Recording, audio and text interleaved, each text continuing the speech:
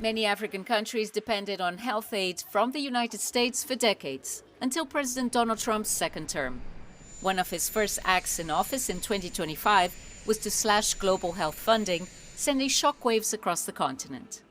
In South Africa, the country's HIV program was among the hardest hit by the abrupt shift in US policy. Although the US only supported 20% of the total program, it was the program that it was the part of the budget that concentrated on districts that were hard hit by HIV, and on things like procurement, data collection, ensuring that there were supply chain management processes for drug supply.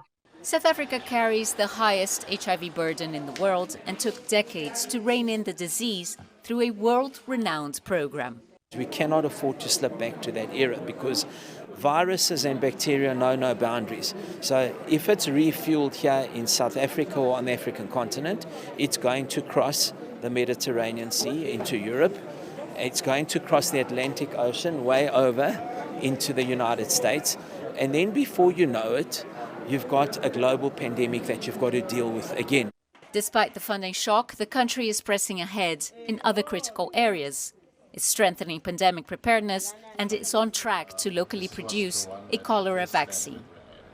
Africa's first mRNA hub in Cape Town, born out of COVID-19 vaccine inequity, reflects a broader push by the Global South to reduce reliance on external powers and counter restrictive US measures. The mRNA Tech Transfer Program is a prime example of how we can demonstrate local innovation, the ability to build end-to-end capabilities, the ability to do new product development, the ability to share technology between regions and between countries to capacitate the Global South. From shipbuilding. The Trump administration is doubling down on its America First global health strategy, pressing African countries into more than $11 billion worth of direct bilateral health deals.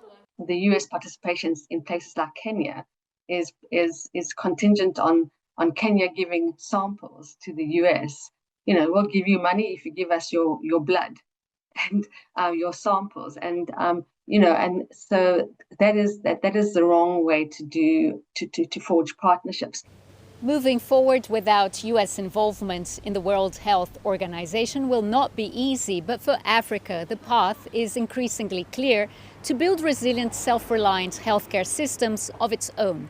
That will require decisive policy action, deeper trust and cooperation between nations, and the political will to ensure the continent's people are protected regardless of the changing geopolitical tides.